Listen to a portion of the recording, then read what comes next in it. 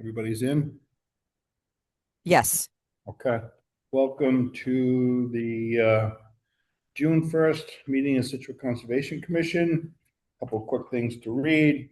This meeting is being held virtual as an alternate means of public access pursuant to Chapter 20 of the Acts of 2021, temporarily amending certain provisions of the open meeting law. Excuse me. You're hereby advised that this meeting and all communications during this meeting may be recorded by the town of Scituate in accordance with that open meeting law. And two, the town of Scituate Commission is committed to providing an environment of respect during meetings. We ask all members to interact in a polite manner, even when there's disagreement. We value the participation of our community and want all participants, including marginalized and minoritized communities, to feel welcome and respected. We ask our committee members and all that participate to commit to these standards and to support and respect our community. Those things said, we have an agenda. If the end of the thing, I was hoping to maybe bring folks up a little bit, if we have time, on a couple of quick, maybe open space and scout announcements, but simple. So can I get I make a motion, we accept the agenda as written with those two add-ons of Frank's. That's a motion from Penny. I have a second. Second from Jen. Thank you, Jen. All in favor, Brendan? Yes. And Roger? Yes. And Frank, yes. Okay. And then just so you know, we are going to go into executive session first. Executive session involves the discussion of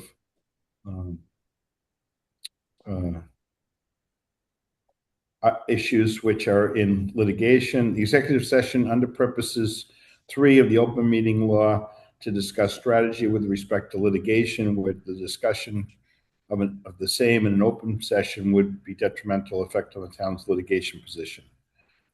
This issue is Colvin versus Town of Scituate, Conservation Commission, Public, Plymouth County Superior Court, number 2583CV01028. So we're going to go into executive session. It'll just be members and administrative folks. And then we expect this to be very short, and we'll reopen as soon as we finish that discussion. I'm thinking it's only a 15-minute discussion. Okay. So a quick motion to go into executive session. Can I get I make that? a motion, we go into executive session. In a second? I'll second that. Brendan seconded. All in favor, Jen? Yes. Robbie? Roger. I'm sorry, Roger. Yes. And Frank, yes.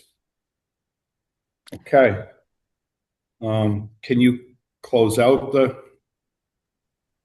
Yep, I'm going to work on putting people in the meeting room, in the waiting room. Okay.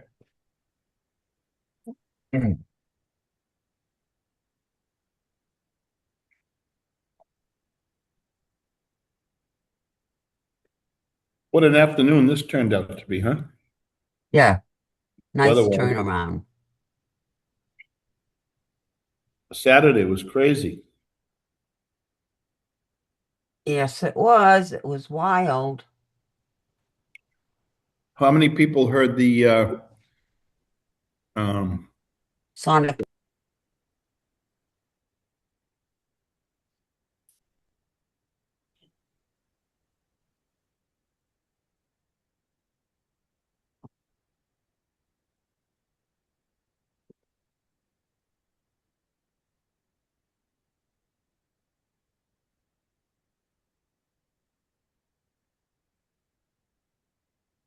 okay, we have everybody back in? Yes. Okay, so now we have 30 Marshfield Ave. I believe that's Attorney DeLisi.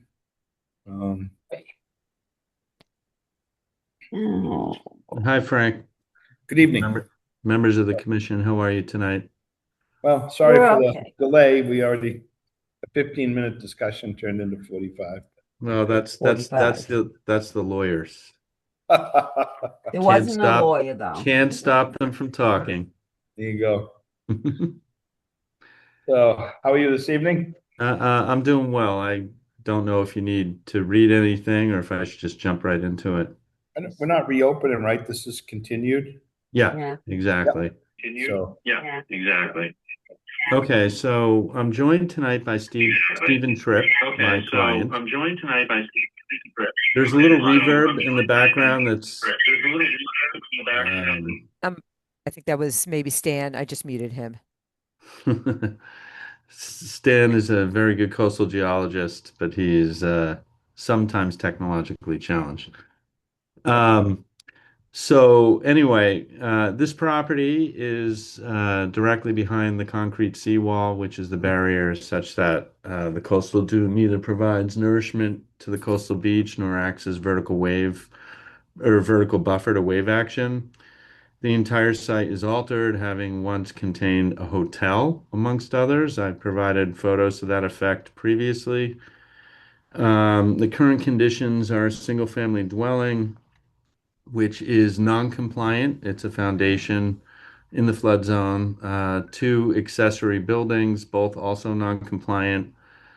A paver patio, and the dwelling is currently serviced by a cesspool. Consistent with the state's Affordable Homes Act, the owner proposes to construct a small detached ADU, which would be elevated above the base flood elevation in accordance with the building code and flood compliant. In so doing, remove the two small accessory buildings, eliminate the cesspool in favor of a compliant Title V system, eliminate about 400 square feet of patio on the west side of the house, restrict the movement of vehicles on the site. Currently, there is no restriction, with a kind of a small crushed stone entrance area that has a little bollard and rope system that to prevent further movement of vehicles. And importantly, also enhance the resource area by planting about 1,400 square feet of native vegetation in a circumstance where currently there is really only compact gravel in those locations. We're not proposing any vegetation removal. The net increase in lot coverage is proposed to be less than 2%. We're moving from 23.1% to about 24.2%. I referenced Stan Humphreys. We actually hired Stan, our coastal geologist, to assess compliance with the performance standards. He provided a couple of letters, walked the commission through each standard at one of the prior hearings, concluded that it would not impact current conditions of overwash or flooding experienced by abutting properties. We believe the reduction in scope, together with the aforementioned features, represent the absolute best project that we could propose. The alternative would be to allow the existing cesspool to remain in a scoured site that adds really no value to the resource area. So we ask that you close the meeting tonight. It's been kicking around for quite some time. Before doing so, I know that Mr. Tripp would just like to briefly address the commission, and then we'll turn it over to you. thank you. You're welcome. Can you hear me, Frank? We can. Great. I want to thank the commission first and foremost. I know this has been a marathon. We started this initial meeting, I think, back in 2024, December 2024. So I Wow. really appreciate the patience and working with us. This is a new experience for me. Just a brief history, just so there's a broader understanding of what Jeff had said about this existence of this property and its history. Jen, do you have those two slides that I sent you? Yes, I do believe they were in the folder. Josh, do you have them, or do you need me to send them over? They were sent out to the commission. The All right. alternative is to, I could share my screen if you wanted me to, Jen. I don't have the privilege. As long as the members have it in front of them, I can talk through it. That's fine for the sake of time management here. When we bought this house, it was already 100 years old, and it was just a summer cottage.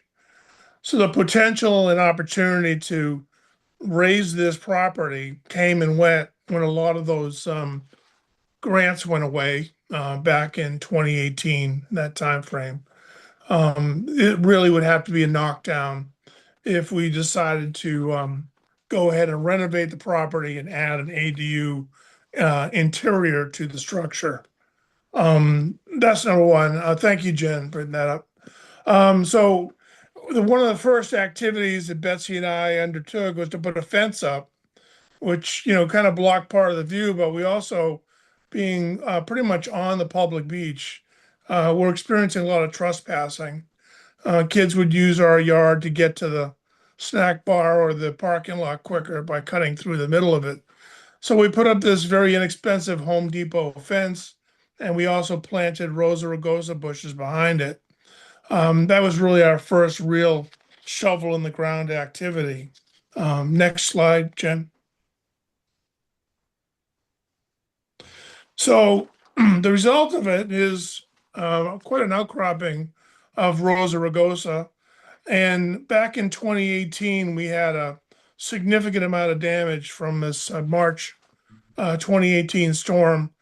And I kind of copied this dune retention fence from something that I was able to see down on the Cape.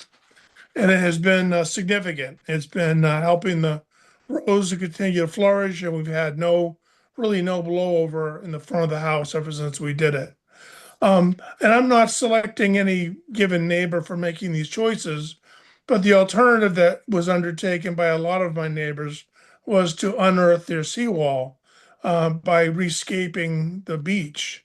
Now, whether that was a permit allowed activity, who knows? It's the wild, wild west in Humrock, as you all know. But that's not what we did. We honored the history of the property.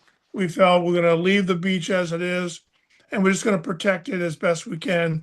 And this dune fence is part of that solution. But so when issuing your decision, please take into consideration that we have made every effort to protect our little slice of heaven on that dune. And all we're asking is to be able to allow us to be able to spend more time there by building this auxiliary dwelling unit. Again, thank you very much. I really appreciate your support through this process. Thank you, Mr. Tripp. Jeff, did you want Stan to comment? Well, Stan has already commented both in writing and verbally. If you feel you would like to hear him summarize again, but basically he went to the CMR that deals with the coastal dunes and the performance standards, and he walked the commission through each performance standard to demonstrate his conclusion, which would that there would be no adverse impact to the coastal dune by this. And I think he kind of focused a bit on the fact that there is quite a bit of enhancement being proposed in the way of native vegetation, limitation of movement on the site, an attempt to avoid any disturbance to existing vegetation, which was something that Eric in particular was hot about. And then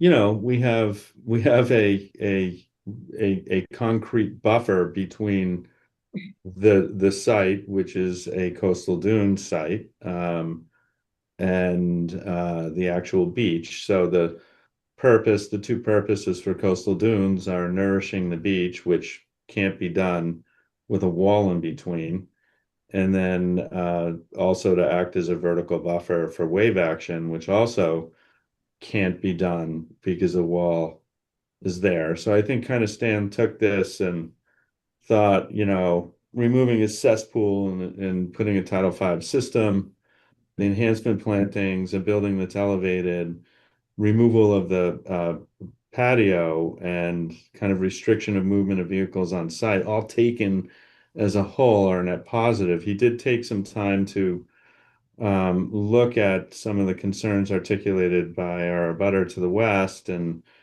um, didn't think that anything that is being proposed would change the way any storm surge kind of washes over and into abutting properties, all of which is something that really can't be um, is going to happen no matter what or nothing is done with the property. So that was pretty much it. But if you want to hear from him, feel free. I think he's on. Okay, no, because he He's was here. on. He's here to comment on the Rebecca Road project tonight. Yeah. Okay. Is there any changes or anything? There were no changes that were done since the last meeting. My client and I talked about, strategy, and but nothing has been done. We think the project in front of you is the absolute best project that could be done. The proposed accessory building, it has to be limited to 900 square feet in maximum gross floor area under the statute. Okay. And so it's been designed to do that. And what we did was originally it appeared to be much larger because we had decking on, I think, two or three of the four sides. And all that decking was removed to reduce the amount of lot coverage. Sure. Okay. I'm gonna run this through the members like we typically would do. And then let's see. What about Jen, Frank? Oh yeah, Jen, thanks, Penny.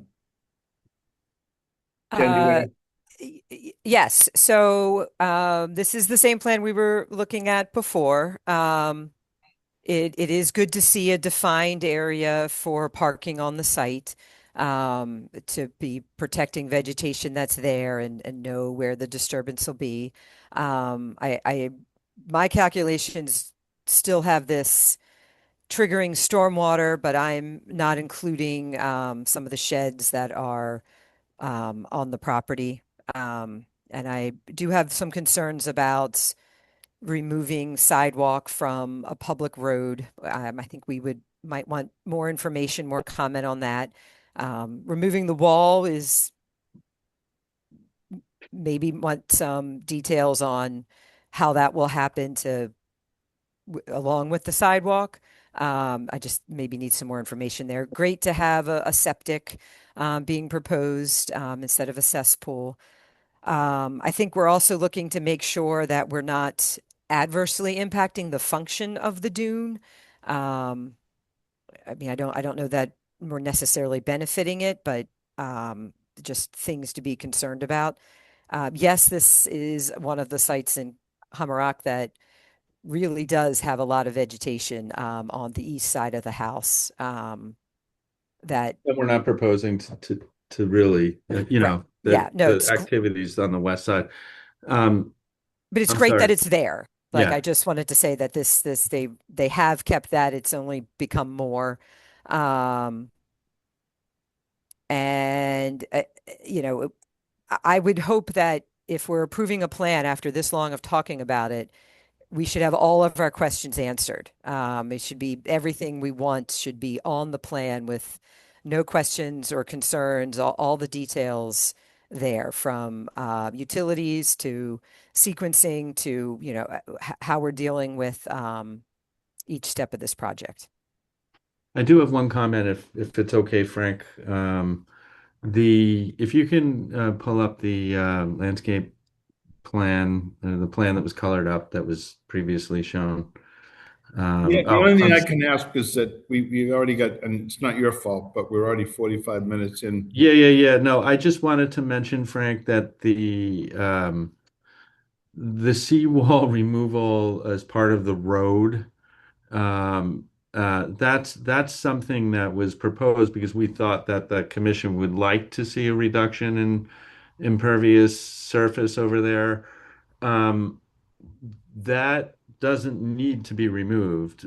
We just figured that you'd want it to be removed. And I just note that the calculations that were provided on net change to impervious area did not include that removal because we weren't certain that the commission wanted it. So if you were to vote tonight, and you certainly can condition it on a submittal of a plan that provides that it's to remain if you wanted that to be the case. I just wanted to mention that. Thank you. Okay. It's a strange situation. It's not really a portion. The seawall itself is on the private property. The walkway, impervious walkway, is partially on the property and partially within the town way. And we really uh, don't have a stake in removing it. We just thought you wanted to see it move. Thanks. Thank you.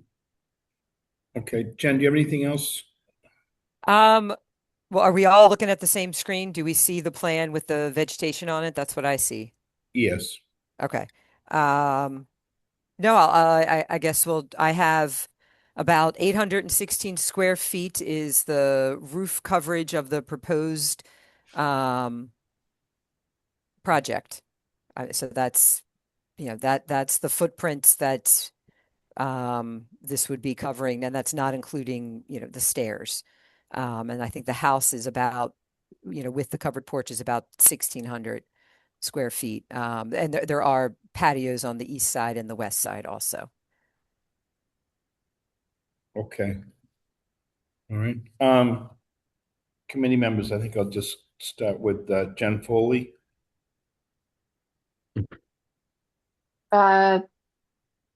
Nothing for now. I think I'm good.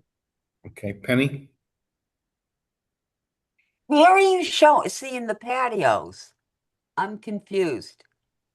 I don't see any patios. Well, we're removing the patio on the west side of the house. You're only looking at the On the proposed house condition. or the new? Penny, you're looking at the proposed condition plan. And you can continue to look at it. I can explain where the patio is, but you see existing paver patio right there to the left of the existing house. Yes, That's being removed. And that's coming then, out. yep, and then there's existing accessory building at grade Yeah, with that's coming that's out. being removed. And then in the back corner, bottom left of your screen, Yeah. existing accessory building, that's being removed. Um, and so all that sand area that you see kind of behind, below the building on this and to the left of the building on this, all of that is just kind of scour and cars kind of come in, pull around, park. It's compact. It's not it and so those are the areas that we're proposing, mitigation planting and stuff like that to kind of bring back some of the functioning of a dune out there. So I guess my question is, are there new patios going in? No. No, All right, so you're removing them. That's where I got confused.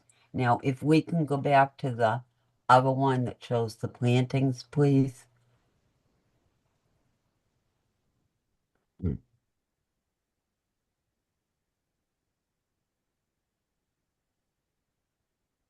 Okay, so you're gonna have the parking area. You got the new house with no patios, just that one little porch off the stairs. And that's all gonna be planted. Is that where the septic's going, that proposed mounded planting?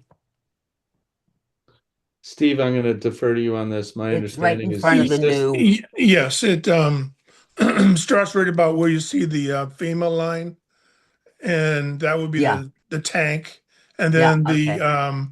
the you can see a brief outline under the new ADU is the leaching field. Okay. Okay. All right. Whereas the cesspool, I believe, is east of the FEMA line. Am I correct on that, Steve? Well, if nothing else, you need to put a Ye- new septic system Yeah. in. If you don't do anything else out here, Yeah. that's ridiculous to have a cesspool. All right, I'm just gonna muddle this over in my brain for the moment. Thank you. Okay, thank you. Brendan? Thank you, Frank. Yeah, I have a couple questions here. I mean, this has been going on so long, so I apologize if some of these have been answered. Um, so I love the new septic. Obviously, everyone loves the new septic, and all the plantings are great. I appreciate all of that. Um, so some of the questions are, so there's a question of the stormwater triggering stormwater, and Jen, you're saying that your calculations show that it does, but I guess the applicant's calculations show that it does not. Did I get that right or something? Jen? Yeah, yes. If we are comparing what is proposed to what is existing, um, it's more than 25%. It gets Okay, a little complicated because we've got, sheds being counted for that, aren't necessarily permitted. But again, this should be all like super figured out. right. I'll keep working on the math, but So I guess one of my questions is why isn't this figured out? Why are these sheds, if they haven't been permitted, why are they being included in calculations when they really shouldn't be there at all? And also, I don't know if the patio that's being removed, is that part of this calculation? The Because I don't, patio that's being removed is part of our calculation. yeah. I don't So, know if it's part of Jen's. And then the buildings that quote shouldn't be there that why are we counting them? We're counting them because they're there right now. They've been there for decades. um, So I don't I know. think they've been Yeah. there for 5 years. Um, I I think that did, between March and October of 2020, these accessory buildings and that large patio appeared. the accessory building in the southwest corner was there in 1993. Okay. I showed Jen a certified copy of that document. Okay. All right. But the other one, I think there's one in the with a shower attached to it. Um, That was 2018 or so, 2019. it was between, yeah, well, it was between March and October of 2020. In March of Well, 2020, it was not there. In October of 2020, it was there, Yeah, it was as all well as part that of the large same patio. project. I apologize, And but yes, but it was all the same project to uh, and basically. did we was there orders for that from the commission? No, no, and I explained to Jen before that I asked the building department about it, and as long as the shed was under 200 square feet, we didn't need a permit. I didn't know. I apologize. It wasn't Okay. something on my front burner to check with conservation. All right. Well, that's fine. You don't need a building permit for, but you didn't come here. So as far, Right. those should not be, in my opinion, used in any calculation, because they shouldn't be there. Perhaps there should be an enforcement order for those to be removed, and then we could discuss the project. So that's my 2 cents on that. Again, love all the vegetation. Um, and then a question on the parking area. We have it ordered off by what kind of fence is that? Is that proposed? Are we using? My discussion is a bollard fence with a post and rail. So those kind of rectangular things that you see are kind of the post. Uh, And then it would be kind of I'm not sure if it's a rope or if it's kind of just a board. that connects? Steve, do you know? Well, it's saying that somebody can't drive through. You still have to provide some walking traffic from the gate to the house. So Right. Yeah. But what is it? What is it? Is it a rope? Is it a rope we system? discussed a rope and maybe railroad tie type of platform or vertical to Yeah, yeah, carry the rope. Typical seaside type of Okay. look to it. yeah. But It was a rope. That was my discussion with the engineer, and Brad Holmes was part of the project, and Brad also talked about that with me as well. okay. So there's going to be something permanent that you're tying these ropes to. It's not like Yes. this is going to move. Yeah. No, Of course, the ropes could be removed and then people could park between. But that could be getting into the nitpicky part of this. Um, so yeah, I guess the last thing is that, there's a proposed shower on patio blocks, which brings me to not seeing any, like, should we be seeing water lines on this or other utilities? Am I missing them? there there is a new water line that ran from Marshfield Ave to the house when we winterized the property, and we did connect the shower area with hot and cold water. Yes. Okay. All right. So, but I guess for the plan though, I mean, are all the utilities that are supposed to be on this plan represented on this plan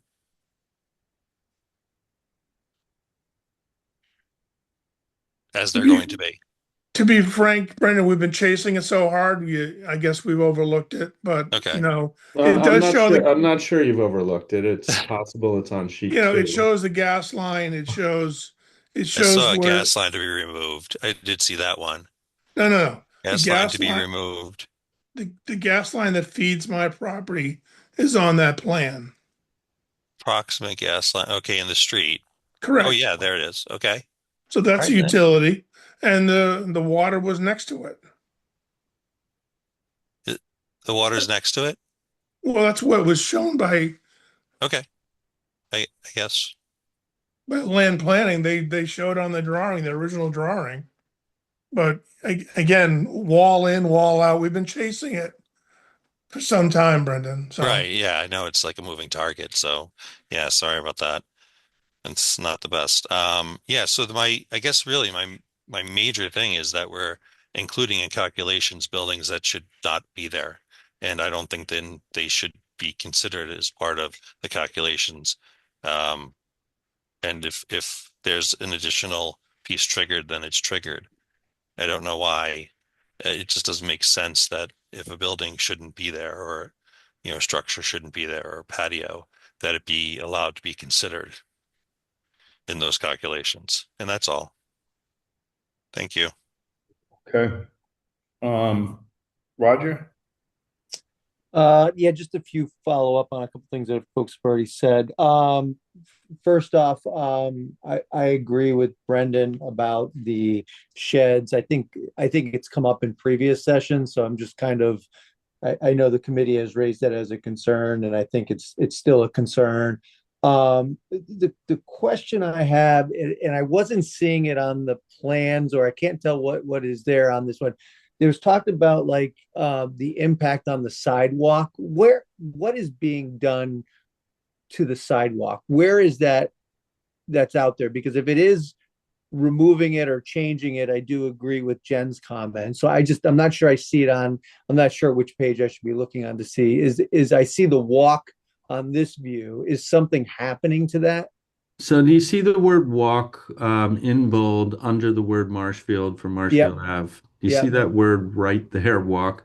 That's the property line. So that bold line is the property line. Underneath the property line is a sidewalk, and then underneath the sidewalk is a concrete wall, which is a fairly significant, very old, decrepit concrete wall that kind of looped in from the beach seawall.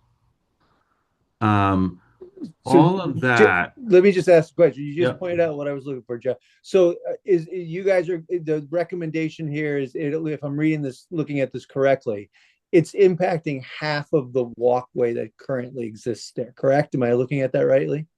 I think so. It's So, located on our property, but yes, it is definitely impacting a okay. portion of the sidewalk So I that do is think within the yeah, public way. Jeff, I'm just asking questions, just Yep. looking for clarity I'm so I can get to my trying to next point. explain. I guess the question is going back to Jen's is if that's going to impact that, I do think we need to have an understanding from um, from the other organization to understand what's happening with that, because that is, if it's a public walkway, I know it's a property line. There's probably some things in there that we just want to make sure we have clear visibility on. But other than that, I think, the calcs and some of the other things that were brought up, I think that's all I have to talk about, Frank. Okay. Just on the walkway, all right. If you've been out there, at least for the last 5 years, what has happened is that area basically they put I don't know who put, I guess DPW in the town of Scituate must have put large boulders in the middle of the road at that approximate area somewhere in there to prevent cars from pulling in. And so there's kind of like a loading and unloading for beach purposes because the beach path is right there. And that loading and unloading occurs westerly of these large boulders, such that the functionality and the need for that concrete walkway is almost irrelevant because there's no number one, it's ridiculously narrow and it's falling apart. But number two, it's in an area where there is no passage of vehicles anymore. That has long since stopped and ceased. So it doesn't really serve any need to have it. The entire width of the road is a walkway at this point. I just wanted to point that out. It's if you haven't been there, you wouldn't understand, and it just kind of appears on a plan hanging on the property. It's a strange situation. Thank you. Thank you, Jeff. Hmm. So just to be clear on that, so the the walkway and the block wall are proposed to be removed as part of this project. Is that right? Yeah, Okay. but if the commission wants them to stay, it's certainly not a big deal to keep them. But removing that gains you eliminating another 250 feet of square feet of impervious area, right? Correct. Yep. And that wasn't in our calculation. I think about 230 feet of a walkway and then the width of the wall. But um, more importantly, it it it it it it acts as a swale, right? When there's a surge, whether that be from our property, off our property, or from the road onto the property. Either way. So if that is removed, it should be, I think, replaced both with some vegetative screening type of buffer that also continues to naturally act as a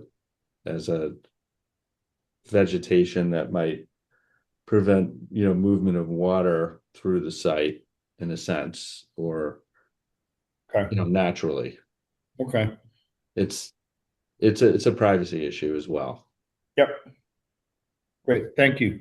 Thank you. Have I touched on all the members?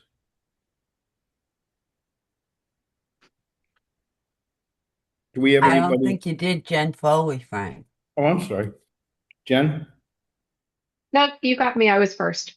I thought so. Do we have anybody in the audience for this?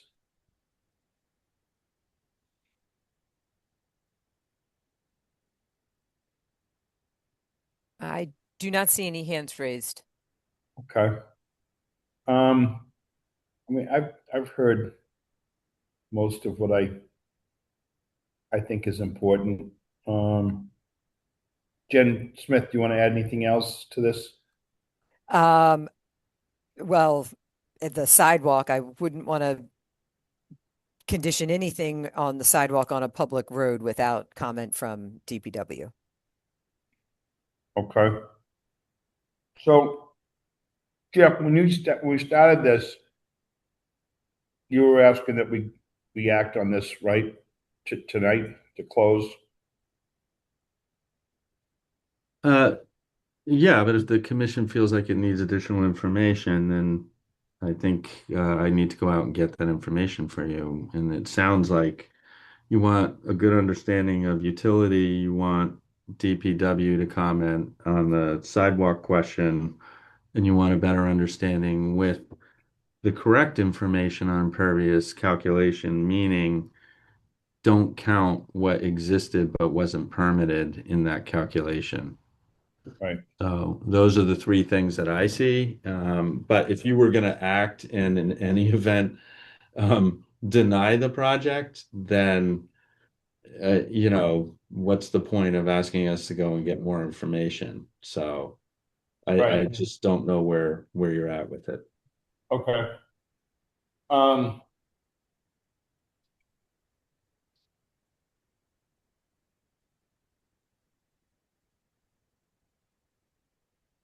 well, it's a tough one because we're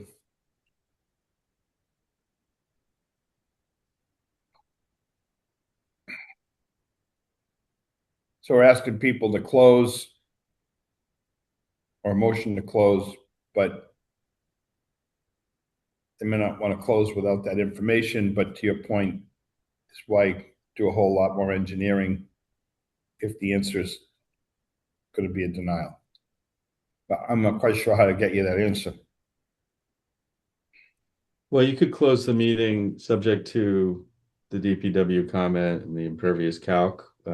If we need to come back for a stormwater permit, then we got to come back for a stormwater permit, right? That's the only reason why you need that calc. You could amend the orders for that.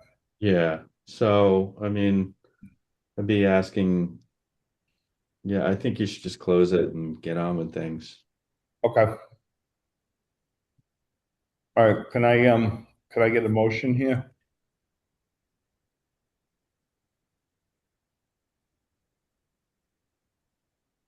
I make a motion, we close, this is 30 Marshfield Ave, is that what it is? Subject to DPW Yeah. comment utilities. Yeah.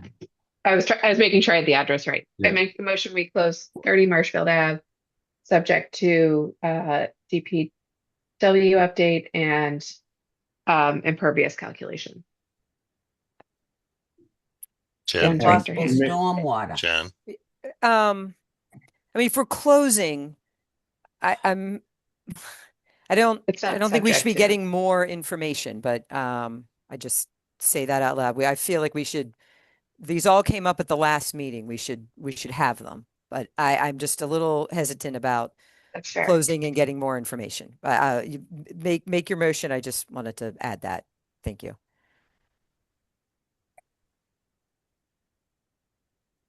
No, that's fair.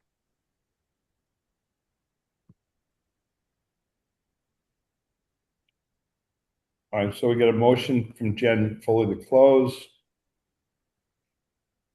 We have a second.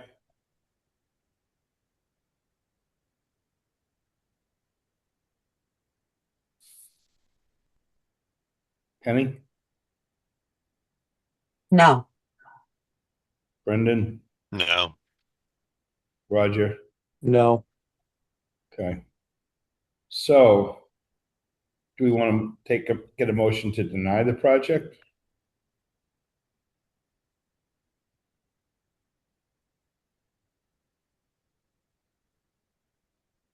Penny? no, I want the proper stuff here. I'm not ready to say I deny it. I think We can work it, but I'm concerned on that stormwater, the calculations. Very concerned.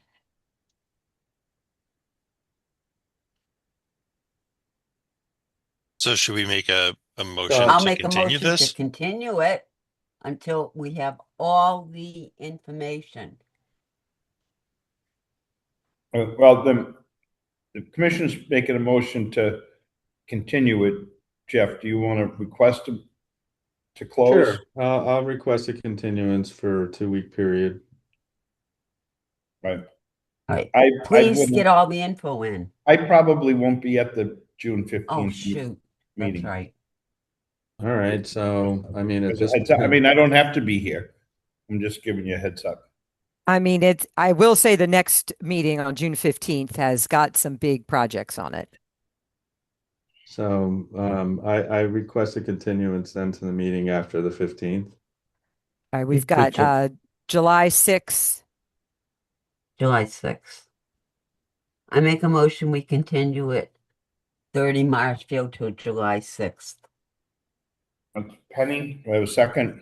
I would second that. That's Brendan. All in favor, Jen? Yep. Roger? Yes. Frank, yes. Thank Okay. you. All right. Jen, you can keep me on. I'm on the next one. Okay. All right, thank you. Thank you.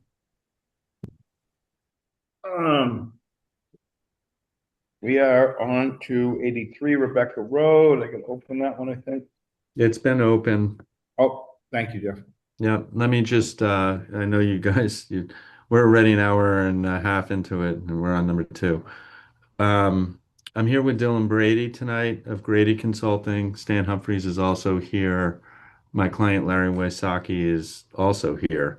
This property is about, I don't know, 3 properties on Rebecca Road going away from the lighthouse on the ocean side. I was brought into the team since the last hearing. I recommended that Stan be hired to take a look at the project and give his opinions. One of the first things I did notice when I looked at this is that this is a double lot out on Rebecca Road, whereas just about every other property along Rebecca Road is a single lot consisting of about 40 feet of frontage and 4,000 square feet approximately of each lot. This is, and each one of those have houses on them. This is a double lot that currently has a dwelling. It's double the size of that. And it currently contains a single family dwelling on it. They're seeking to raise that structure entirely, not build an addition, not build a new structure, but raise it.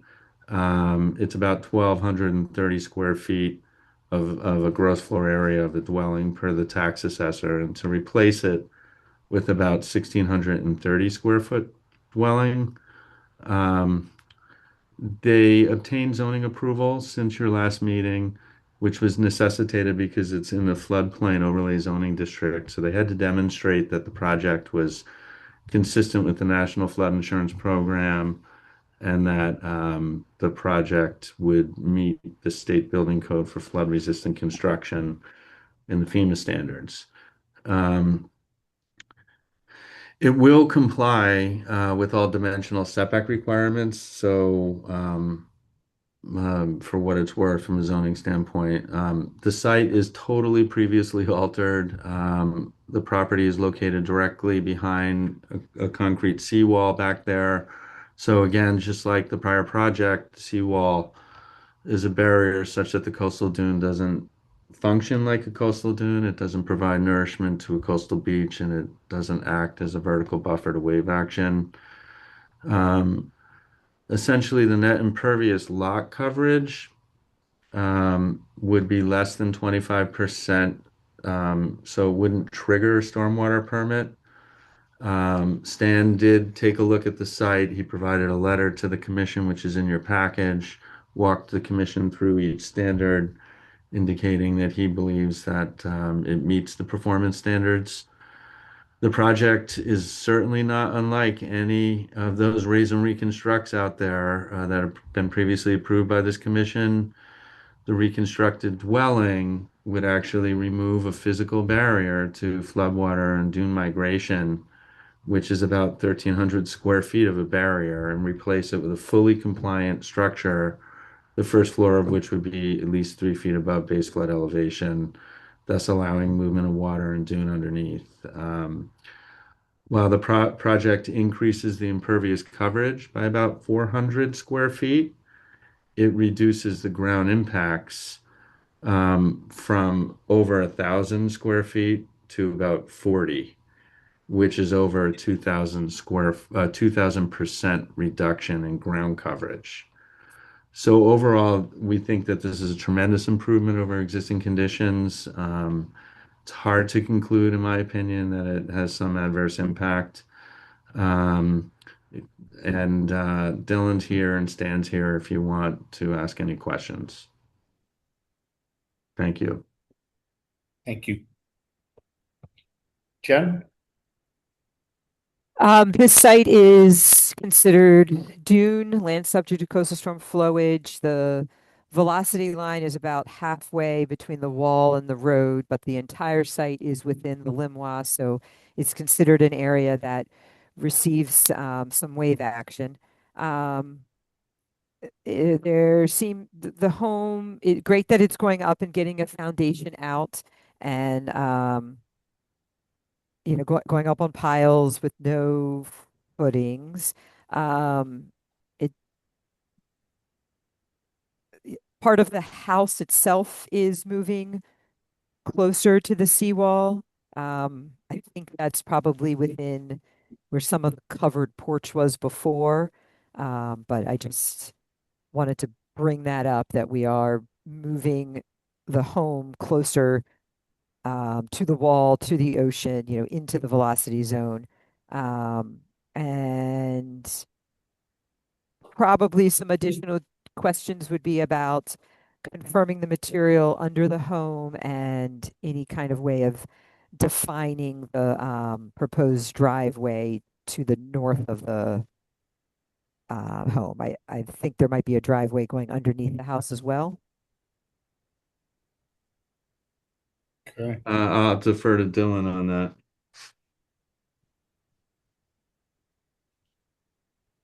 And just last thing I wanted to say is just because there's a lot going on tonight, I am looking at the plan dated, well, stamped in June 1. I just want to make sure we're all looking at the same plan.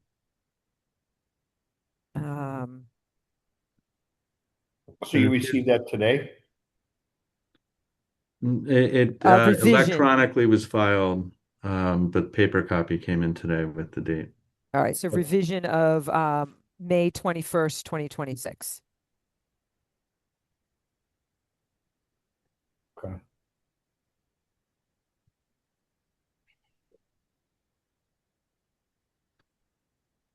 Dylan, have we accurately stated everything, or do you need to add anything to this conversation?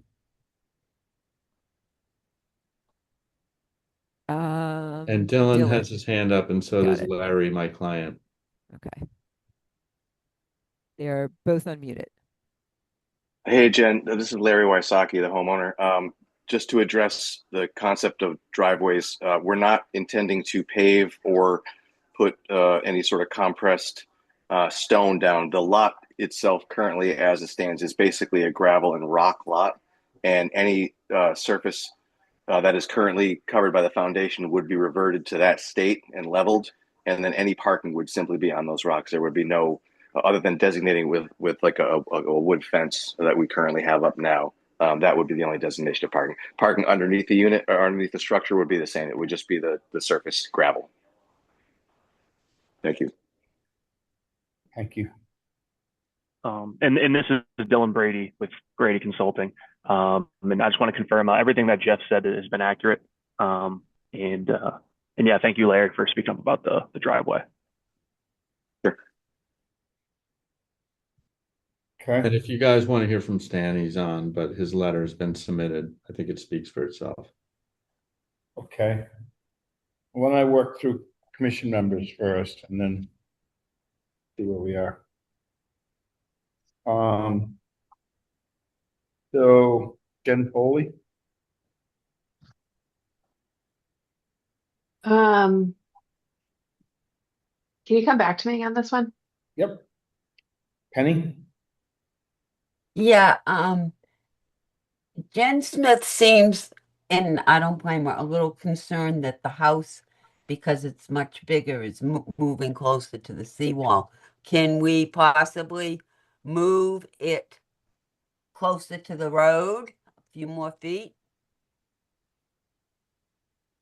Dylan, did you do an average front yard setback on the road? I see it's Some of at the around houses 50. out there sit on the road. I know Yeah. there are zoning issues with it, but yeah, it looks okay. like, So it looks like, you have an average front yard setback of 13.9 feet. So theoretically, the required setback is reduced from 30 feet to 13.9 feet. And Dylan, what is the distance you have from Rebecca Road? Dylan's muted if he's well, it looks like trying to. the porch is 14 feet off the road. Number Yeah. 79 is 12.9 and 85 is 20 feet. So it looks like he's already averaged that. Yeah, so I've done the average setback calculation, and like Jeff said, it's at 13.9. We're proposing the closest setback at the front road at 14.1. So basically 2 inches. There's nowhere really to move more forward. And we're already using a reduced setback because of the average setback. But as far as the home, the piles aren't, getting any closer than what already exists with the piles with the deck that exists. So in terms again of ground and what's impacting the ground, getting closer to the seawall, it's not. It's just going to be above. So even though it looks like we're moving a house closer, as far as the piles are concerned, nothing's getting closer than existing, and that's actually why we proposed to move. We originally had the proposed deck going towards the seawall. We have since revised that to match what exists now, as to address the comments that were at the first hearing. Proposed open deck. Proposed covered It looks to me porch. like it's the same distance away. There's just a little bit more of it because it's larger. But the distance, the setback from the seawall seems about the same. That's correct. Yeah, Yeah, the comment was made about the deck last hearing, so we did pull it back to match what exists today.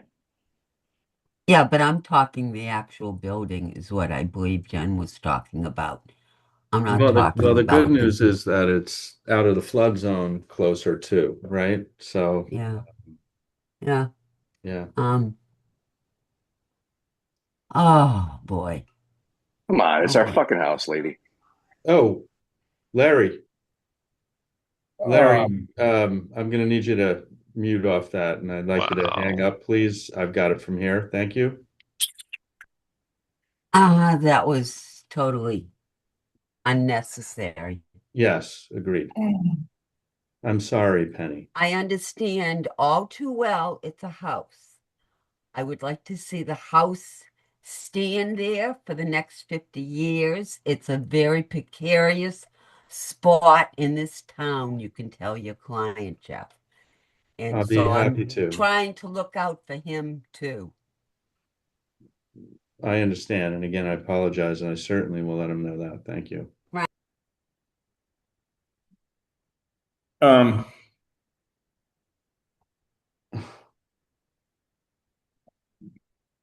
ready to just continue this one. Yeah. All right, well, we're into it, so let's keep going. Brendan, Yeah, I am not a fan of the house being any closer to the seawall. So I understand you may not be able to move the house, but I would like it not to be any closer to the seawall on the seawall side. Um, it's for some reason I really feel like I have to say this, that I'm really disturbed by that outburst. yeah, So that myself kind as of threw well. me. Yeah. So,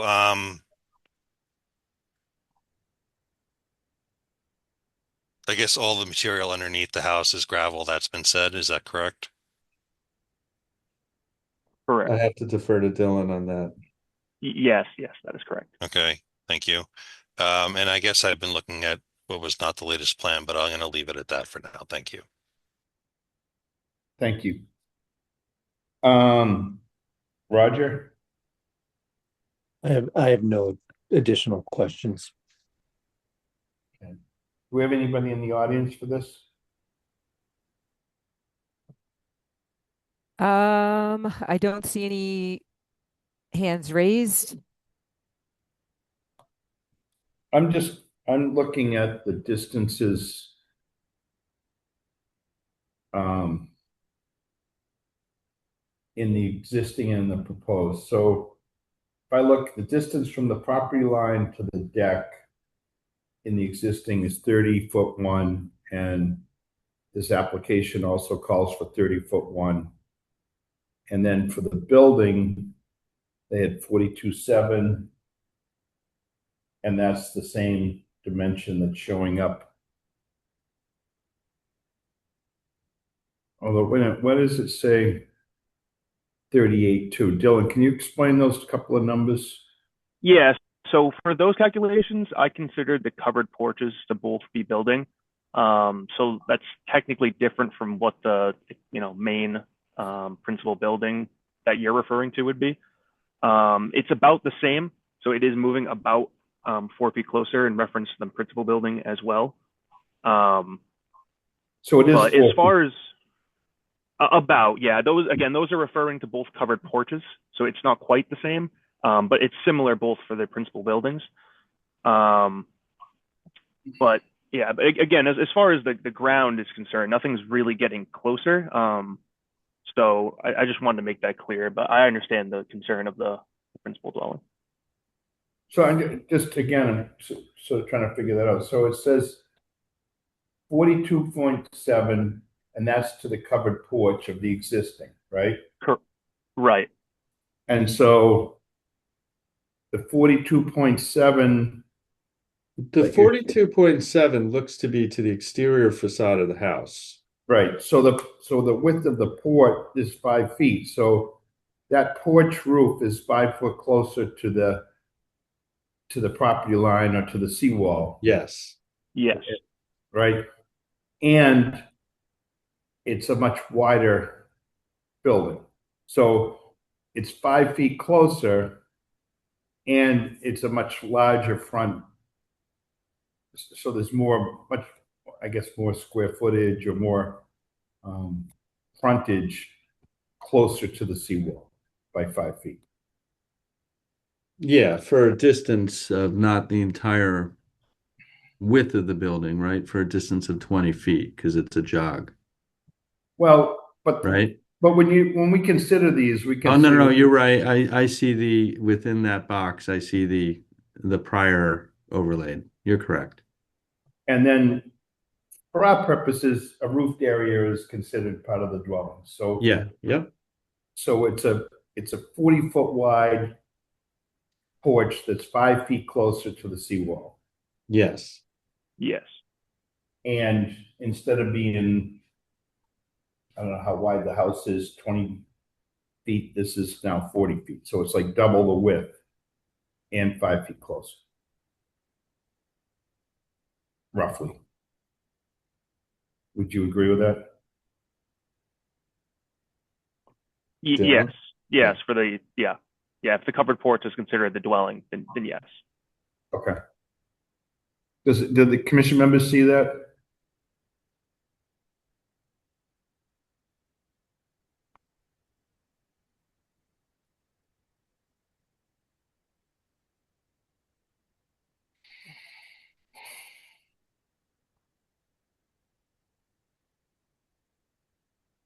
So though I would agree with the engineer and attorney DeLisi that it's the removal of an obstruction. So the water, it makes a foundation that's in compliance. this structure is definitely moving closer to the seawall in a fairly significant way. Yeah. Yeah, the way I understood was we're more worried about where the piles are going than since this is a raised dwelling, where I understand it's getting closer to the seawall. But I guess I just don't want to understand fully how it impacts the coastal dune. In terms of, the principal building is getting closer, but it's getting picked up. Whereas the piles on the ground aren't getting any closer. I just want to make sure I'm clear on, the concerns of the dwelling getting closer if the piles aren't getting any closer than existing. For the structure itself, for the house, but the piles are getting, for the porch, are getting 5 foot closer than whatever supports the existing porch. Okay, so the piles for the existing deck don't count, and we're just looking building to building here. Right. But the piles is it- for the covered porch for the proposed structure are the same distance. No, so what you're saying is correct. Yeah, the piles for the building are getting closer in terms of the porch. I guess I'm not understanding the difference between the covered porch piles and then the open deck piles in terms of adversary impacts to the coastal dune. Does that make sense? But yeah, but it seems like it's a little bit of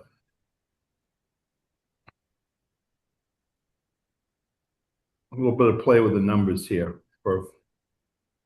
Okay, I hear you. I just wanted to understand the concern was all. What I consider the structure is the covered porch, and in the existing plan, it's 42 feet, and now the covered porch is at 37.7. The covered porch width. The covered porch distance from the property line is going to be 38.2. okay. And right now, the covered porch is 42.7. Right. Okay. So it's 4.5 feet closer. Yeah, the piles for the covered porch are 4 feet closer. Yes. Okay. All right. Just want to make sure that's clear to everybody.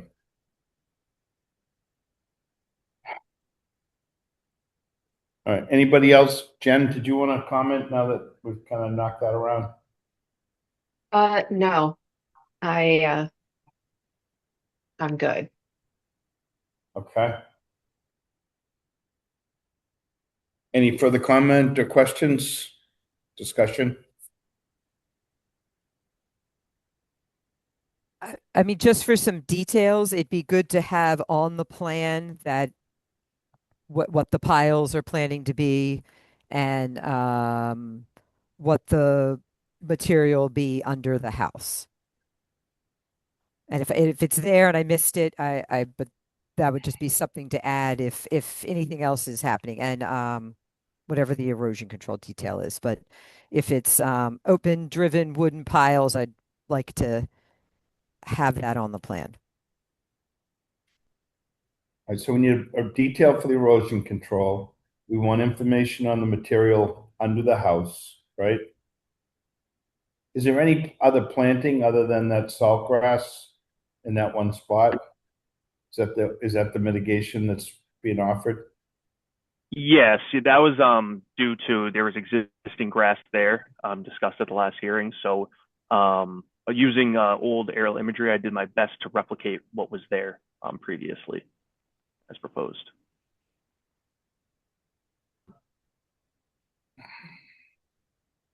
Anybody want to comment on that? They're proposing a much larger square foot structure and that much mitigation. It's definitely not sufficient. especially for, it's definitely not sufficient, and it's not sufficient for the encroachment that there's currently suggesting.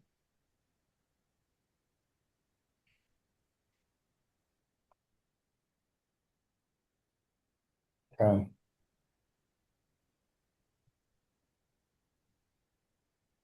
So, yeah, definitely open to doing more plantings here. Are we looking for a certain ratio or a certain amount, just so I know what to size for moving forward, or any recommendations would be I'd glad to take them. I wish we had Eric here tonight.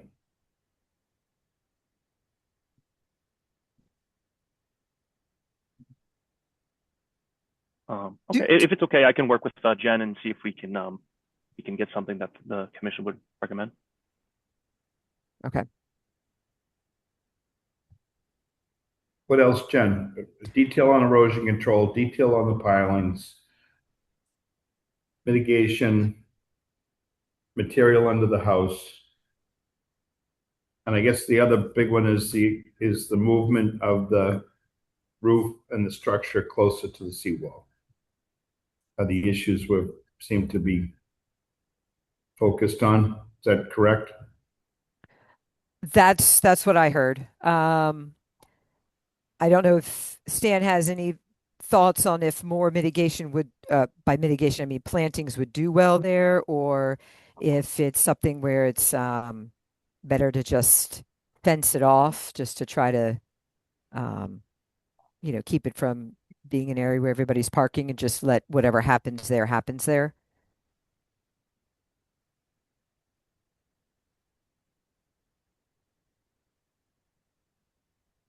Dan, are you unmuted? I don't know who's in charge of muting and unmuting. I have him set up so he can unmute. But I'm happy to talk about that separately also, if that's helpful. It's probably helpful. Okay. So how much time do we want? Well, the next hearing is pretty full, so I would say the July 3rd hearing, or I'm sorry, July 7th hearing, is it? Okay. Is that all right, Jen? Yeah, that fills up that one. Okay. I mean, July 7th? July 6th. July 6th. 6th, thank you. Do you want a motion, Frank? Yes, please. I make a motion to continue 83 Rebecca to July 6th.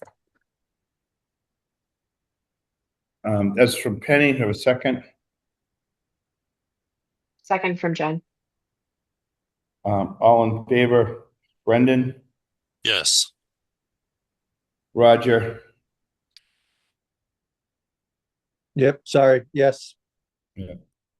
Frank, yes, and just Attorney DeLisi, I'd just obviously you got to speak to your client. We have that again. We won't even be talking about this project. I understand that, and again, I want to extend my apology to Penny. Completely Thank you. Inappropriate. Thank you. Thank you. And I would like to do the same. Thank you. Thank you, Jeff. You're welcome, Penny. Okay, Zero Bailey's Causeway. No, Bailey's Island. Bailey's Island, and no discussion tonight. We'll wait to open that at the next one. So Butters weren't notified, so we need to do that. We're Okay. continuing that, Frank. Pardon I me? make a motion to continue. No. I don't think we can even open it, can we? Right. We'll do that at the next one. Oh, okay. So we don't even have to continue it. Right. Right. Okay. Sorry. It's been going on for so long. We I know. continued it from December 15th, but apparently the notification didn't go out, so we're not going to do anything with it. Yep. Okay. So we're on to number 7, Driftway. Yes. And yeah, we should open this one. We should. Let's see. On June 6th, on, 1st of June, 2026, 6 p.m., the Situate Conservation Commission will hold a wetlands hearing under Chapter 131, Section 40 of the Massachusetts General Laws and Section 30700, Town of Situate Code of Bylaws for notice of intent filed by John Barry for the construction of additions and multiple site changes within wetlands resources located at 7 Driftway, Scituate. Abutters and other interested parties are invited to attend. Information to access the meeting is available on the agenda posted on the town website. And we have Okay, Paul Gunn. Hello there. Can you hear me? we can. Okay. So just for the record again, this is Paul Gunn. I'm a project engineer with Morse Engineering, here tonight representing John Barry, the applicant for the notice of intent at 7 New Driftway. Tonight, our intent is to present the project to the commission, answer any initial questions, and then ultimately request a continuance due to some of the outstanding items for this project. So the property in question lies at the corner of Route 3 and New Driftway and falls within the jurisdiction of numerous wetland resource areas. These include a riverfront area and land subject to coastal storm flowage, as well as the buffer zones to a bordering vegetated wetland in an inland bank that were delineated by Brad Holmes of Environmental Consulting and Restoration. A project at this property has come before the commission previously. Several years ago, the commission approved an application prepared by McKenzie Engineering here to construct a 3-story 19-unit multifamily building. No work has commenced since that approval, and the site conditions remain the same as they were under the previous application. The proposed work in this case includes the construction of an 18-unit multifamily building with associated parking areas, utility work, stormwater infrastructure, and landscaping. The intent of this project is to reduce the impact to nearby wetland resource areas as much as possible. To that effect, the proposed building is going to be constructed on top of the existing building's foundation, resulting in a 3-story structure with some small additions on either side, mostly for stairwells and utility rooms. Much like the previous project, 8 of the 19 proposed parking spaces will be below the structure, though the entrance to this below-ground parking area has been moved from the side yard to the rear yard. Additionally, the project is proposing to reduce both impervious and degraded areas below not only existing conditions, but also about 5,000 square feet below the previously approved project. The stormwater design is also fairly similar to what was previously approved here, though in this case we've opted more for country drainage rather than pipe conveyance. As I mentioned previously, several items for this project I believe are outstanding, including the DEP file number and an ongoing wetlands peer review. Additionally, the project has not yet been before the planning board or the design review committee. Because of these items, after any discussion, we're hoping to request a continuance this evening to the second hearing in July. I believe that's all I have. I'll turn it back to the commission. Thank you. Thank you, Paul. Jen? Yes. So I am looking at a plan, dated April 17th, 2026. This project did trigger stormwater, so that is in the process of being reviewed. We do have an open set of orders for this project, so something that should probably be closed out, but the wetland line from those orders had been reviewed, and we have the same delineation on this plan. I think a couple of the comments were about a landscape plan. That would be good to have. I think there's some trees maybe being marked on the plan, but what exactly is being removed and what's being kept, and any work that's along the bank, wanting to make sure we're doing all we can as far as protecting it while the project is ongoing. Absolutely. I can respond to that. So we are currently, a landscape plan is currently being prepared. That's one of those, another one of those outstanding items that I mentioned. That's currently being prepared by a landscape architect. So that is in the works. Regarding tree removal, we note the trees to be removed on page 4, the site layout plan. The trees being removed are marked with small red X's. Okay. It's mostly trees in the front yard, the existing front yard by that turnaround driveway. But we will be replacing them with numerous new plantings, landscaping, and just the plantings required by the planning board street tree requirements. So we'll be replacing trees in that area.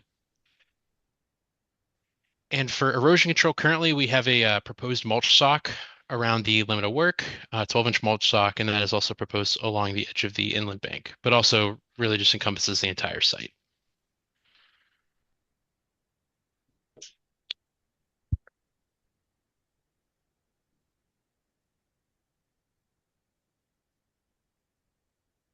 Do we, well, let's open it up.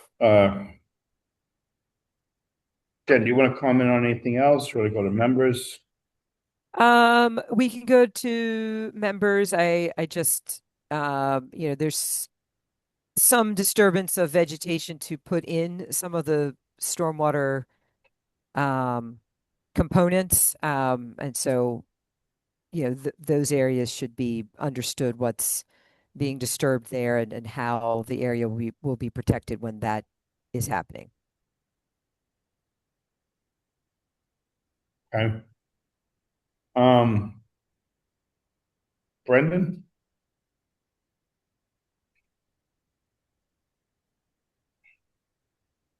Yes. I guess my question is, not sure what my question is. So there's an entrance in the back for cars to drive through, and that goes really close to that riverbank. Am I saying that right? I guess, Yeah. how are we gonna, I don't know, is it just so you're gonna propose a retaining wall to keep his, Yeah, I guess so I'm not loving it, but that edge of, so if we could zoom in there, so the edge of pavement there where there's a retaining wall, that actually follows the existing edge of pavement. And then you can see it then shoots out quite close to the inland bank, about 3 feet off the inland bank. So we're actually pulling the existing pavement in quite a bit in that area. And then we're some additional what's currently lawn at that curve, but then there's additional pavement right at the back of the existing building. Yes, so the plan currently is to propose a retaining wall in that area. This is primarily just to access that parking. The building itself right now is, well, there's not parking underneath. It is basically a walkout, and we're keeping that existing foundation. So having it turn around to the back allows us to get a lot of that parking underneath, therefore, reducing impervious areas across the site. But it is the actual limit of pavement at where it's closest to the bank actually follows the existing edge of pavement. okay. Yeah, I guess I don't have anything at the moment else. Okay.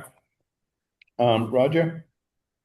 Yeah, I'm just gonna touch on that. That's the one thing I was looking at is I know that the driveway looks like it's on the existing footprint.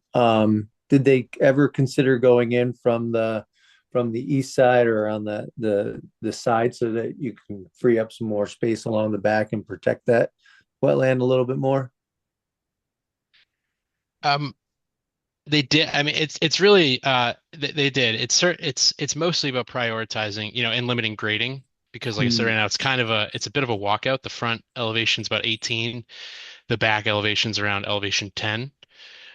To come into either side while making use of the existing foundation, you're going to be doing a lot more earthwork in those areas within the buffer zone and within the 50-foot buffer. So that's why this was kind of opted for. So it is closer to the inland bank, but overall on the site, it is a lesser disturbance. Also, at least on the coming in on the side where the that existing parking lot is, having that parking lot kind of so close to the building like we have it here is helping us get that greater reduction in impervious area. I think the previously approved project had something like 20,000 square feet of impervious, and we're proposing only 14. And part of that is because of kind of how this parking area has laid out so close to the building. Okay.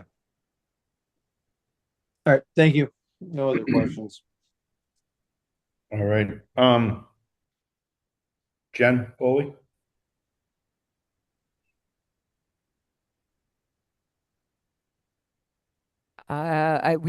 She has left. Okay. Penny? Okay, I guess I don't know if I might have missed it. I had left the room.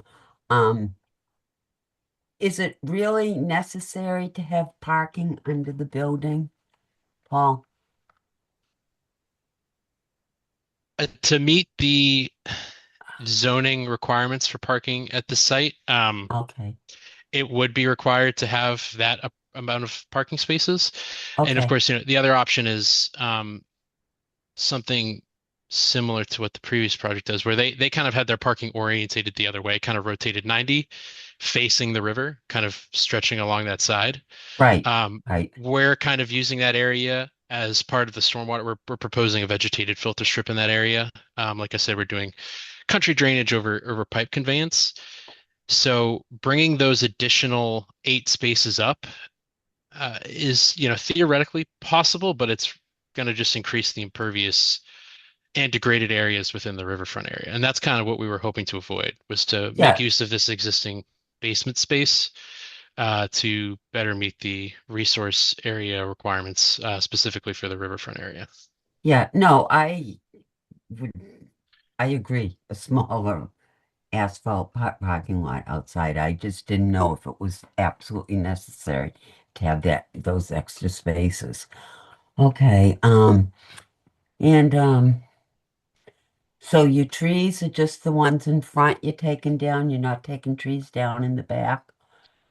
So yeah, any mature standing trees, those ones in the front are currently what's proposed. Right. Though I agree with Jen. I think we could add a little information on the plan as regards to the vegetative removal at those stormwater outlets. I Yeah. don't think that's currently labeled on the plan, so we can add that certainly.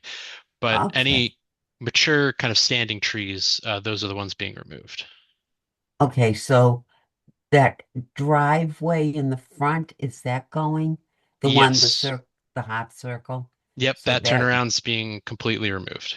so they'll be all vegetation, right? Yep, yep, either It'll lawn be pretty lawn. or Yeah. street trees. The planning board also has requirements to provide screening of any parking areas from the right of way.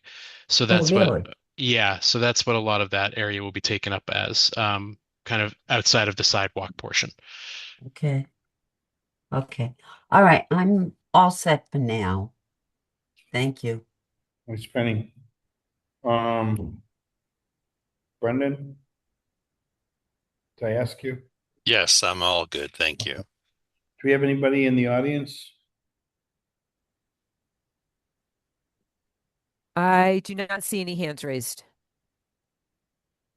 So so the rest of the parking lot to the right of this, is that all going to be grassed? Yes. So if you look to the right hand side, that's currently only basically all pavement.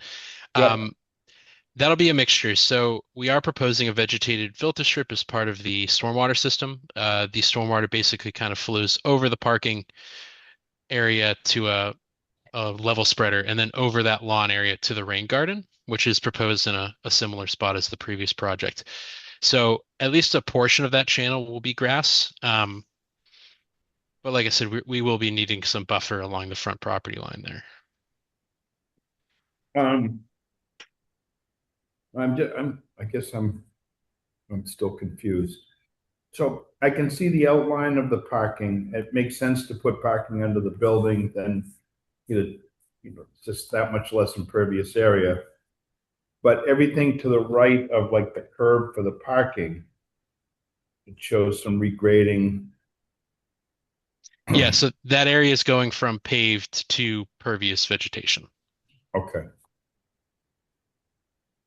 And then it goes to your rain garden and, Yes, and that'll be a planted rain garden, not an infiltration basin. So that okay. area will also be planted.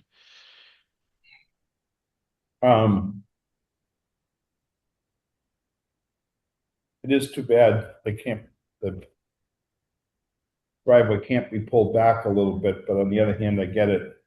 You're kind of giving up one thing for another. Yeah, and the width there is also to some extent to facilitate a fire truck being able to turn around so that Yep. they can pull into the site and then back up to the dumpster area and then pull out again, which is why it is the width that it's currently proposed at. I could see your diagram for that. Huh.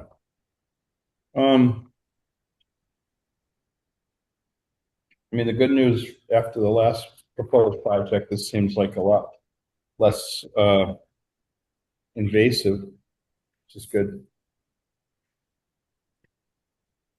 Yeah, and we've also we've increased the setback from the structure to the wetland from that previous project by about, I think, 12 feet. One of the things we've been also had a project on the other side of the Herringbrook. Hmm. One of the issues that exists along there is all the knotweed. Have you addressed any of that at all? Or thought about that? I don't believe we have, but I know that I believe there was an invasive species removal plan prepared for the other side of that Right. project on the other side of the river. So that's certainly something we could look at. It would be good to, I mean, it's difficult to do. The MBTA was trying to do it, but I'd just be curious if there's been any thought or consideration how some of that might be managed or whatever. There hasn't yet, but I can certainly bring it back to the client, and perhaps we can include that in our revised submittal. See if there's something that could be talked about or discussed. I know trying to plant some of these areas, it's almost a waste of time if it's only going to become knotweed again. So maybe in thinking about how you do that, whether it's something that could be maintained a little easier or whatever might help. Just a thought. Yeah, we'll absolutely look into that. Okay, thank you. So we didn't have anybody in the audience, so we want to continue this to what did you say, July 6th? We were hoping No. for the second meeting in July. Oh, okay. Even better. So that's the 20th? Can we get it in the 15th, Jen? I have it as July 20th. Yep. Oh, okay. Yep. Somebody make get a a motion? I make a motion, we continue 7 New Driftway to July 20th. It's a motion from Penny, a second. I second that motion. From Brendan, all in favor, Roger? Yes. And Frank, yes. Great. Thank you Great, very thank you. much. Thanks, Will. 165 Summer Street. That's when I got to open, I believe, on June 1st, 2026 at 6 p.m. The Situate Conservation Commission will hold a hearing under Chapter 131, Section 40, Mass General Laws, and Section 30700, Town of Situate Code of Bylaws, for a notice of intent by Eli Adams for work on a single-family lot and installation of a septic system within a buffer to a wetland. Resources located at 165 Summer Street, Scituate. Abutters and other interested parties are invited to attend. Information to access the meetings available on the agenda posted on the website.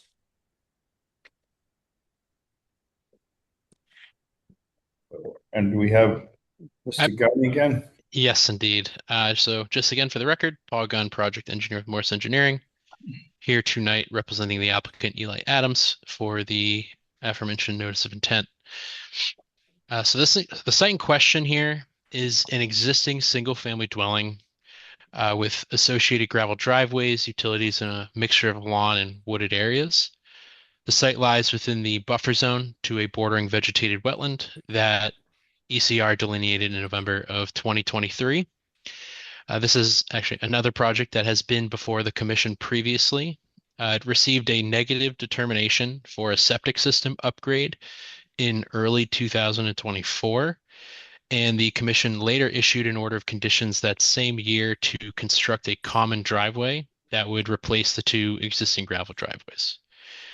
No work was ever commenced on site following that negative determination and the issuance of those orders. Accordingly, with this new notice of intent, we have submitted a request to close out the previous orders of conditions. What is now being proposed are various additions to the existing single-family dwelling, the vast majority of which lie outside the 100-foot buffer zone. What is proposed within the buffer zone includes the construction of a new septic system and alterations to the existing driveways. The septic work involves replacing the existing system with a Title V compliant system that's located outside of the 50-foot buffer and within previously disturbed areas. The driveway work involves altering the both gravel driveways, the one closest to the wetland resource area. All that's being proposed is to make the turn that's kind of near that septic system there a more gentle turn, while the driveway furthest from the resource area that's only partially within the buffer zone is being removed and replaced with a paved driveway. We are proposing erosion controls at the down gradient limit of work, conservation posts along the existing wooden line, and all disturbed areas will be stabilized post-construction with loam and seed. I believe that's all I have. I'll turn it back to the commission. Thank you. Thank you. Jen? Yes, we did receive a request for a certificate of compliance to close out the previous orders with no work being done. There was no comments from DEP for this project. I believe everything is okay with the Board of Health. And I would say we usually condition the erosion control going around the entire limit of work, so it's clear, what's happening on the site and where the work is happening. I think my only question really was just, is there anything proposed on that path going back to the back lot? There's that line kind of in the middle of the path that I don't know if that's kind of left over from something else or if it's a grade or if it, Yeah, certainly. You're correct. That is something left over. That's the center line for the previous common driveway that was proposed. okay. In the last submittal, we were proposing a common driveway down the center there, and we were going to redo that gravel driveway to the back lot. That's no longer proposed, so that line shouldn't be there. The only work being proposed on that existing gravel drive at this moment is kind of making that turn a little more gentle, because right now it's at a pretty sharp angle, which wouldn't be very practical for anyone actually trying to get back there.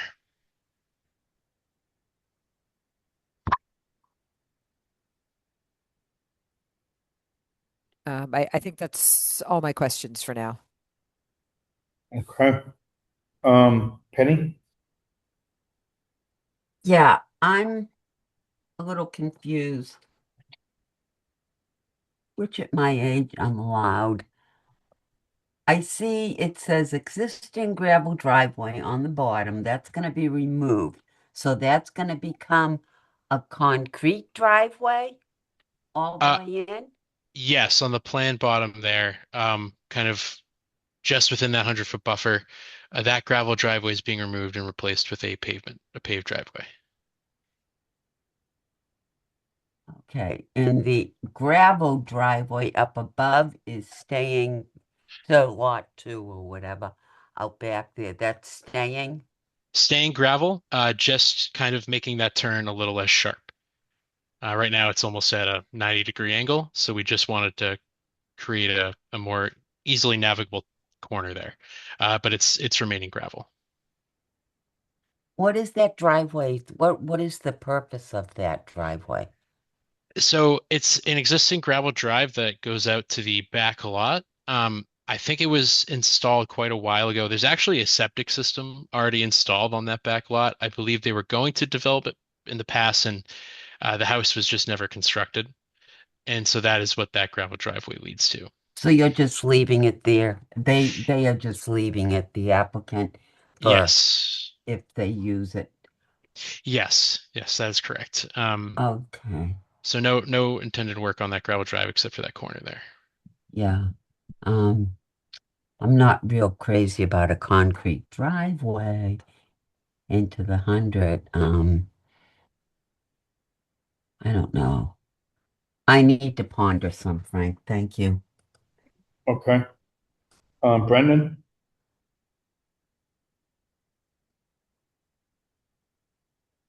Um, is there, I guess I will say I'm good for now. Okay. Roger? Yeah, just a real quick question on that existing gravel driveway. Is it going to be connected to the proposed paved driveway? No, so it's a bit of a weird formation. It currently is connected. Um, if you zoom in there, there's actually both driveways actually come in, connect, and then branch off again. So we're actually removing the Okay. connection to the new paved driveway, and in between that will be lawn. Oh, perfect. Okay. Yep. Think that makes sense. No other questions. Thank you. Do we have anybody in the audience?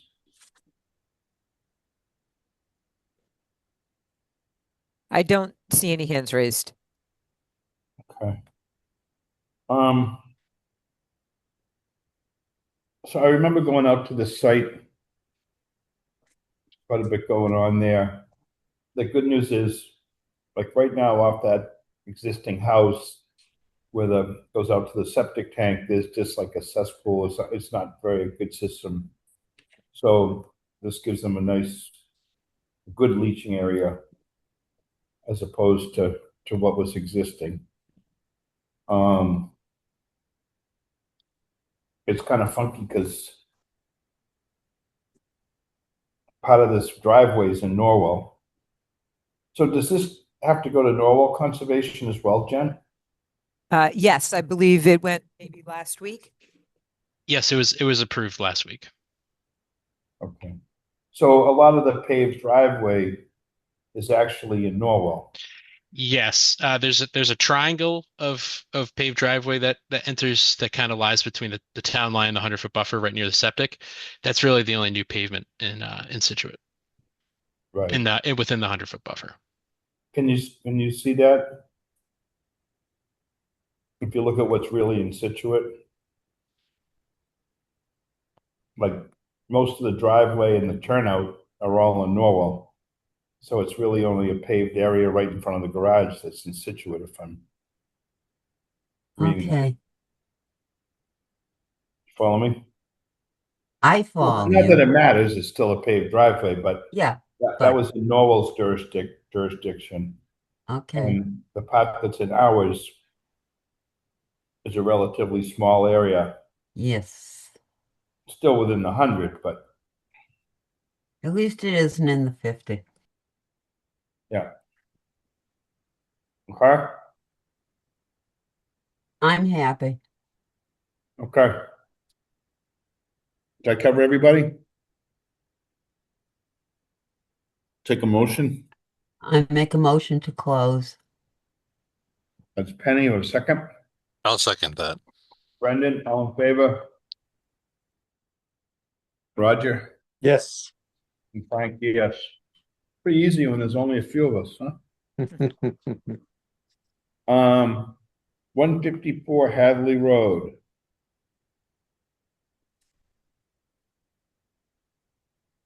Gotta open that one.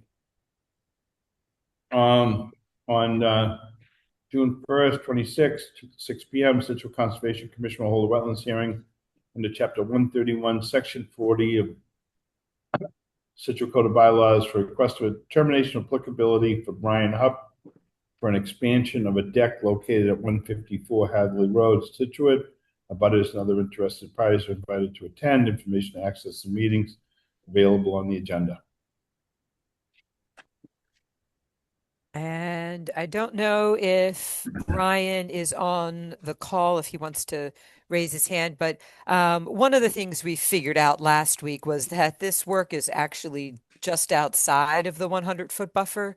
This is some of the duplexes that are a part of the Seaside at Scituate along Hatherley Road that are on the east side of Hatherley Road. But before we figured that out, we had them file because it was close. So they're expanding their deck about 11 feet, and they have approval from the HOA for this work as well. And I would say the biggest thing I would probably ask is to either put up erosion control to establish a limit of work, or to, do something to make sure they're not disturbed, they're not going into that buffer.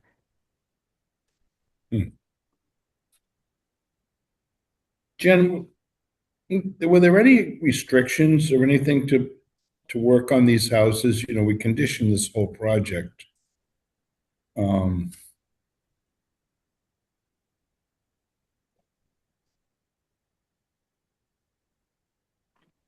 I Sort of as a whole. Well, I can't remember now because you're saying these are on the east side of Hatherley, correct, but they are part of the HOA. right? And the marsh is below that, but you're saying it's 100 feet. This is just outside of the 100-foot to it. And isn't there some sort of detention or drainage or something across the back of these? We had a 50-foot no disturb. There's kind of post along the way, no mow behind that area. A lot of it got disturbed during the construction, but once it was done, it was supposed to remain untouched. That was the restriction that I was able to find for this side of the work.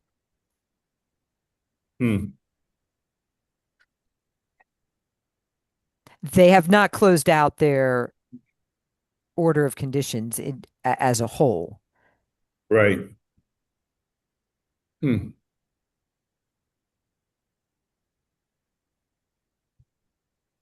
we know that there's nothing in all those documents that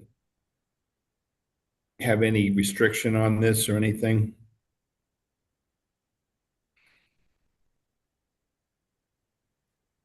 I don't remember anything like that, Frank.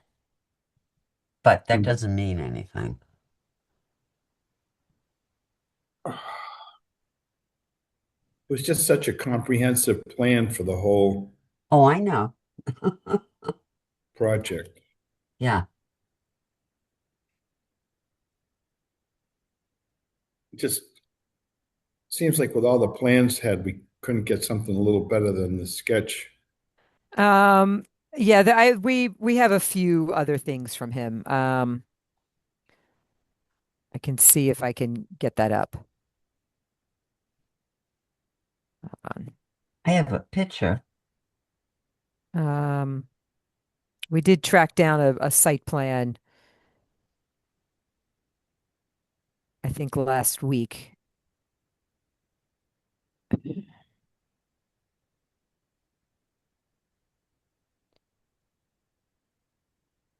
Yeah, this might help. So you can see where the 100-foot buffer is, which in this case is at the top of the screen, but it's east of the homes. Right. And then where the deck is going in relationship to that. I see. Okay. All right.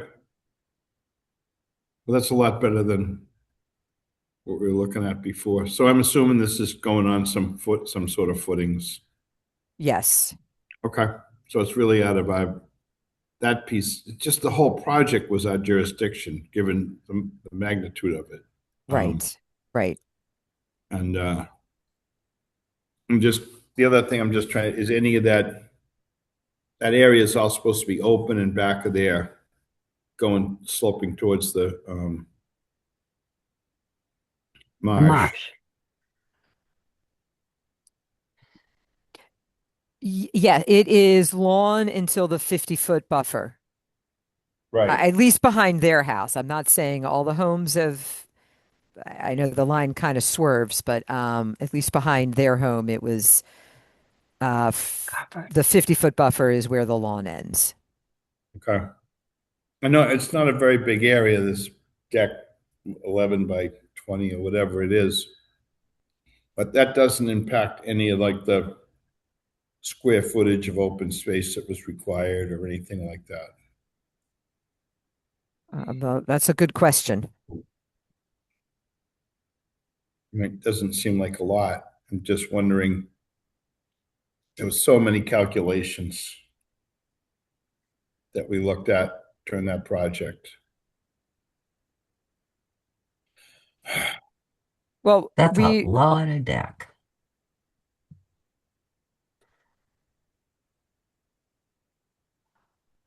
I don't have a problem with the deck, that's for sure. Not and being 100 feet away. Just trying to remember how this works with the rest of that project.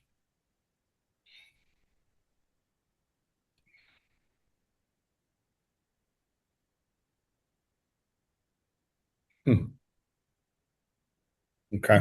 I can find out more information about that. The farthest I'd gone was making sure he had approval from the HOA, but I don't know all that they looked at. I don't know how hard it is to get some of that information, Jen, but I think it would just be worth looking at to see what, I know that all the things that went on there, all the different open spaces, lawn areas, all that stuff was all part of the aggregate in approving that project. So Frank, do you think we should continue this? I do. I just, maybe Yeah. maybe it's a non-issue and I feel badly holding them up, but it was just such an involved project with all kinds of calculations about square footage and Sure. open space areas or whatever, and it's an aggregate as opposed to an individual project. Yeah. No. Does that make Better, sense? better to be safe than sorry, Frank, and find out If we next could, week that we maybe we shouldn't can have let them have it. look at it a little bit closer, that's all. Okay. All right. So Jen, when should I continue this to? Different notebook. It should be a quick one. Yes. I Just mean, a yes or no. yeah. If we want to squeeze this on for the next meeting, June You what? think you'll have time to find anything out about that? Right. he's been pretty responsive. Okay. So he can help us, and I can ask planning more questions also. Okay. Thank Okay, you. so all right, so to Okay. June So I 15th. make a motion to continue this to June 15th. Yes, please. I'll second that. Question, Brendan. All in favor, Roger Yes. and Frank, yes. Okay. Good. So 54 Moreland Yep.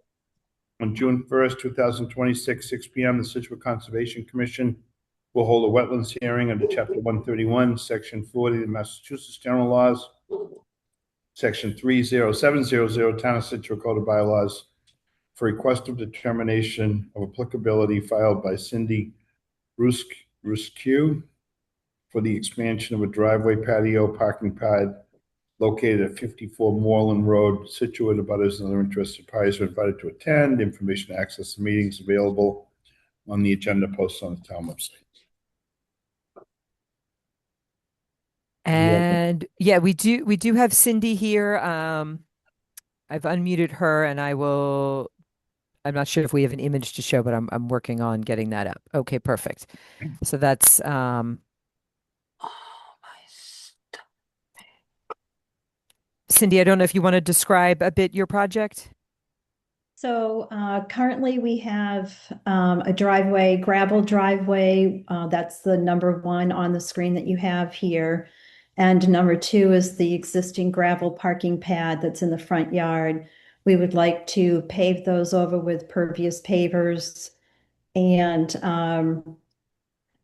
my daughter and her husband live in the house. So we had quite an experience this winter time with all the snow, and they don't want to shovel gravel driveway anymore and have all the gravel end up in, all over the place. So we wanted to do pervious pavers. We wanted to extend it by 3 feet because they also discovered that trying to get their cars far enough back from the road with the existing size of the driveway was difficult to allow a safe passage for the plow and all the snow that came with that. So that's the reason for the extension, the 3 foot extension to make it a little bit longer. And then the number 4 on the screen is a patio that we would like to install a patio there just to extend our outside space a little bit. We have a deck that's the white part to the right side of that number 4 square. It's small. And it's just a personal preference that we would like to have some more outdoor space in that area. Again, that would also be pervious pavers. Okay.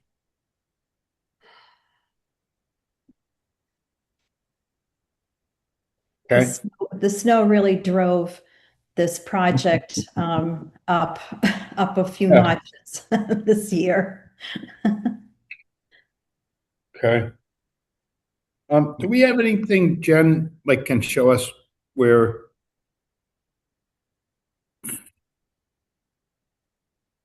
This might help. So it is flood to behind the home, coming up from the marsh, and there's a pretty big incline. And then once you get up to where the house is, then we're out of the flood zone. Yep. But pretty much the entire site is within 100 feet of That's BVW, and upside then down. yeah, I'm sorry. Um,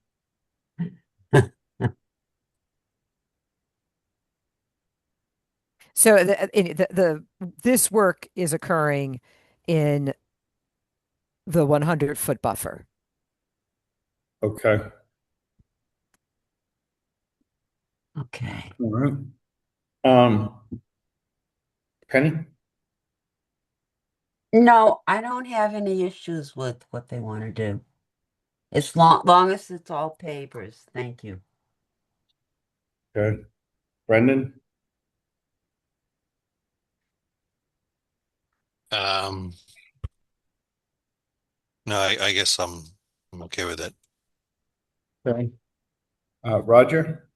No questions. Okay. And I think I'm good. Like the cross section from Ideal Pavers. Okay. Okay, so I'll make a motion for -3. I think that's the one we want. That's a motion from Penny, second. I'll second that. You can Brendan? hear me. I got Yeah. you. Yep. All right. And Roger Yes. and Frank, yes. Okay. We made it through. Thank you so much. Thank you. Good luck. Yes, thank you. Go eat dinner now, everybody. Yeah. Already added a bag of peanuts. Have a good night. Thank you. Thank you. Administrative issues, request for certificate of compliance. Jen, you want to just? Yes. So 165 Summer Street is to close out the previously issued orders with the fact that no work has occurred. 8 Atlantic Drive, they would like to close out their orders. That was for a deck, which I did go by the site today. So the deck is as it is on the as-built. The partial for 54 Woodland, that was a wetland crossing, so they had a replication and a restoration area. The plantings are all in, the crossing is constructed. Um, I I do have documents from their wetland scientist on all of that. I would like to have confirmation or some I'd like to have the new owners of the property provide some documentation of understanding they have an order of conditions that are still open. Yes. And I would like a comment from Merrill Engineering, who did the stormwater review. I just haven't had a chance to get that yet. Okay. Well, once you put that together, if you think it's in order,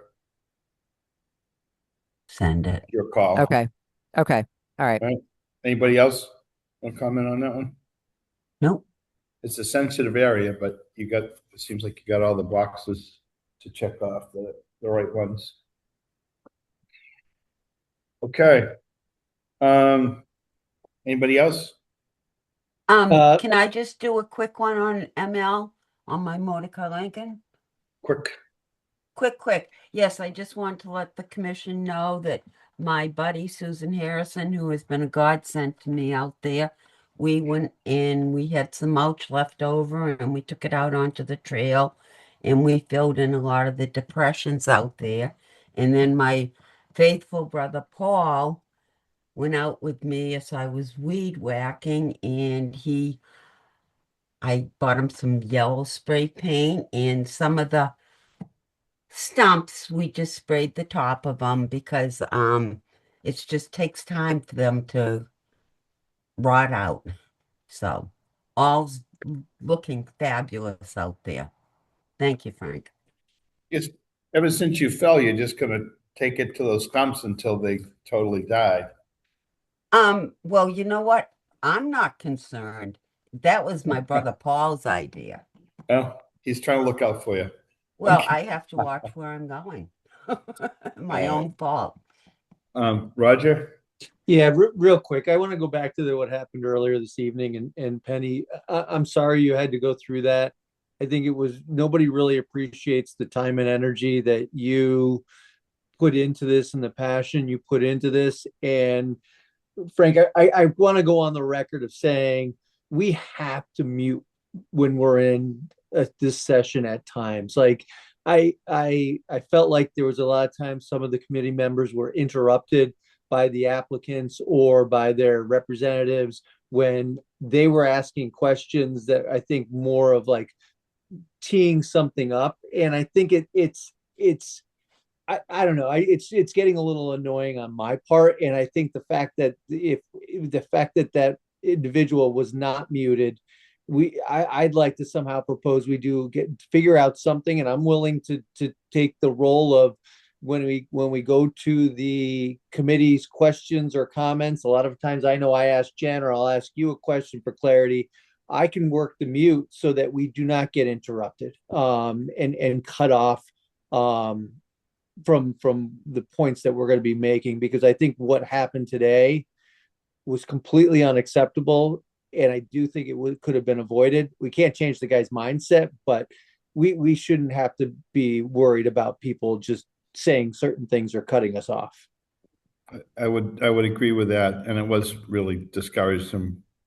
We won't quite have the end of that one yet, but Well, can I just say one thing? 18 years, Roger.